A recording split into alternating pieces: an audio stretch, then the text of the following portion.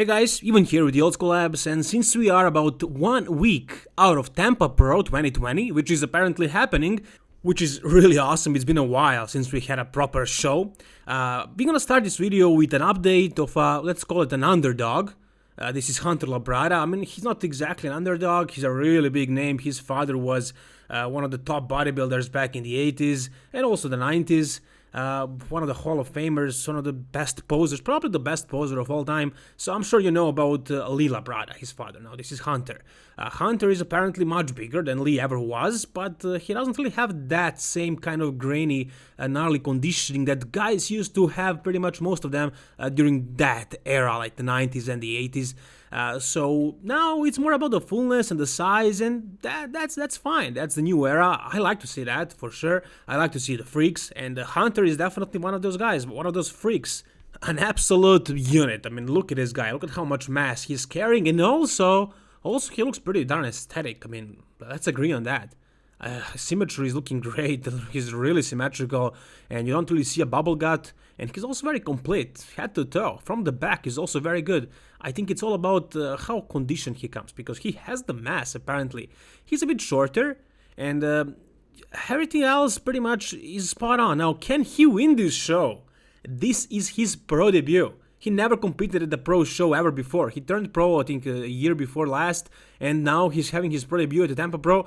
And the biggest challenger, the guy who is the favorite to win it as for now, is Ian Valliere.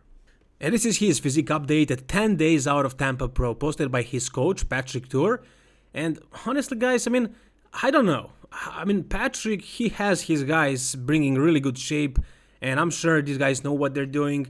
Patrick Tour is claiming that Ian is going to be a bit bigger and the same kind of conditioning like he was last time he competed, and he did bring an insane level of conditioning. He was peeled. He was just conditioned properly.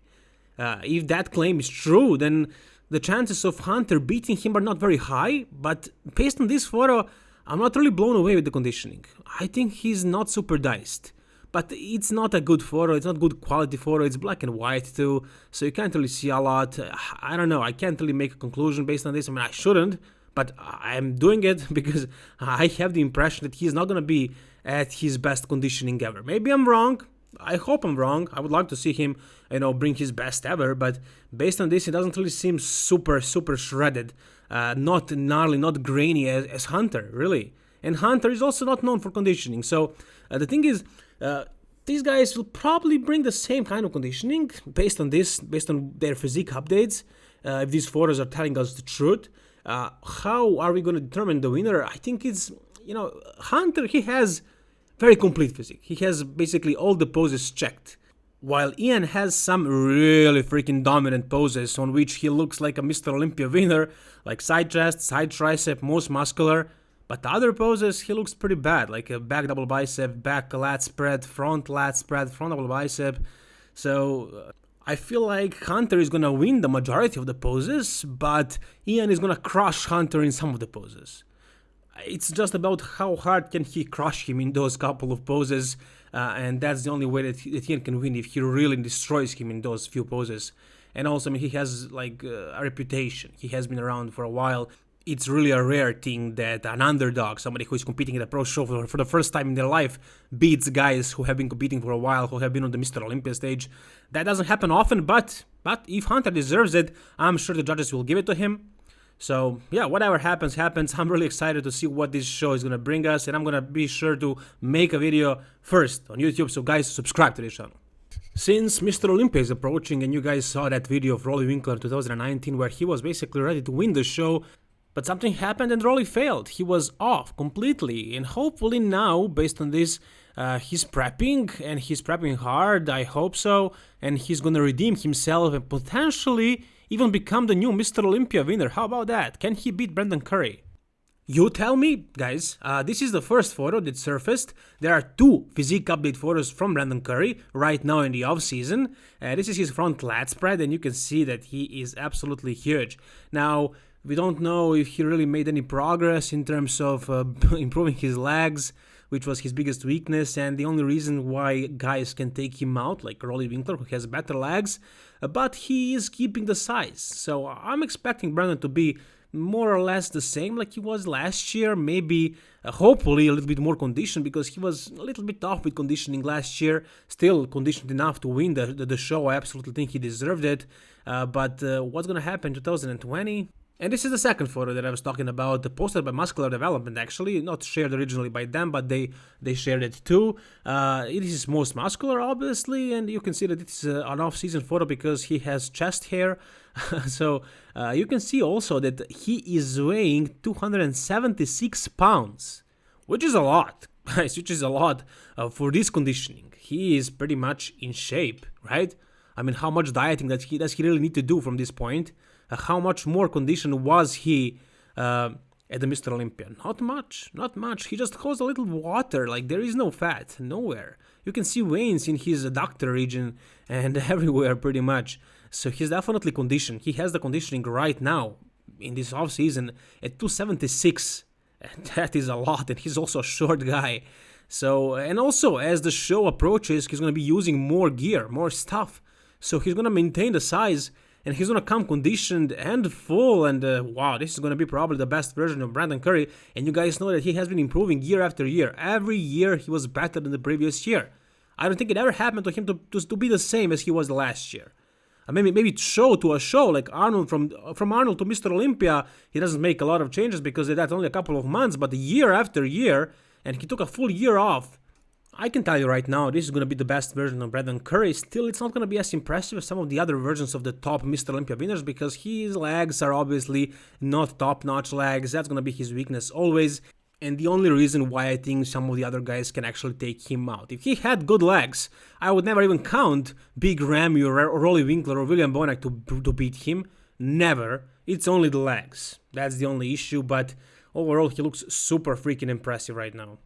I also wanted to make a quick mention of Nick Walker, who is an amateur, not even pro yet, but look at this guy. Look at him. This is an absolute freak, and he's making progress, and he's probably prepping for a show. I'm not sure which show, but he's obviously trying to turn pro, and I'm sure he's gonna get it this year. Come on. Who else? Who else if not him? I mean, the only way he doesn't get that pro card is if he comes soft, if he doesn't come conditioned. So Nick, that's all you need to do. You have all the mass in the world that you need. I don't think you need to gain any more after Return Pro. It's all about the conditioning. So come peeled, don't worry too much about the fullness. I mean, who am I to give you advice, but that's just my personal opinion. Take it or leave it. And you guys, whatever you think, you tell him or tell me down below in the comment section. I mentioned George Peterson many times in my previous videos, following his prep for his 212 debut, and I mean, this is his most recent physique update, and I don't know, I just want to say he looks super freaking impressive. And again, I just want to say it once again, I think this guy has pretty big chance to become the next Mr. Olympia winner in 212. What do you think? I mean, look at him, an absolute freak. He has everything. He's built for 212, for bodybuilding, not for classic physique. He's good for classic too, but look at the size of this guy. I mean, look at the maturity. He has everything, and one of the most insane backs that I've ever seen. Ever. So hopefully he's gonna nail his conditioning as he always does, and hopefully he's gonna dominate the 212 division, whichever show he chooses, and eventually win the Mr. Olympia even. Well, since I mentioned the classic physique, here is your 2 times classic physique Mr. Olympia winner Breon Ainsley with his physique update in the offseason. He just started his prep, I believe. Now, he is known for talking about making improvements in the offseason, but he's talking about some details. He's changing the details on his physique, and that's how he makes the illusion of making improvements, even though he doesn't change his weight at all. We'll see if he actually does that next time he steps on stage, the Mr. Olympia. Can he take Chris Bumstead out? Can he beat him again? I don't think so. If Chris comes conditioned, no, Breon can't beat him. Look at his physique. This is not very classic. Chris is perfect representation for classic physique, and that's why I don't think Breon can beat him. But he can take him out if Chris comes off, which is... It's not that unlikely. I mean, Chris has that kidney issue, and if that flares up, he's gonna come watery. And if that is the case, only Breon can take him out. But if they're both on, no, Breon doesn't win. Chris, we don't really have a physique update of him, but we can see this photo of him deadlifting, and you can see that he holds a lot of mass in the offseason. Yeah, this is recent because of his beard. He grew his beard It was never this long, so you can see that this is recent. He has the size. He's actually staying very lean, unlike Brienne in the off season. So we'll see if he made any improvements in terms of detail. I guess he definitely didn't grow because he is at the weight limit, and if he grows, he needs to cut back. So it doesn't really matter. It's all about bringing the same conditioning, like the year where he won the Mr. Olympia. So if he repeats that, he's gonna be the next. Another time Mr. Olympia winner, 2 times Mr. Olympia Classic Physique winner. And I can see that happening. I think that's pretty realistic. Whatever you guys think, tell me down below in the comment section. If you enjoyed this video, please like it. And guys, if you want to see more, please subscribe to this channel. All the best, guys, and keep it old school.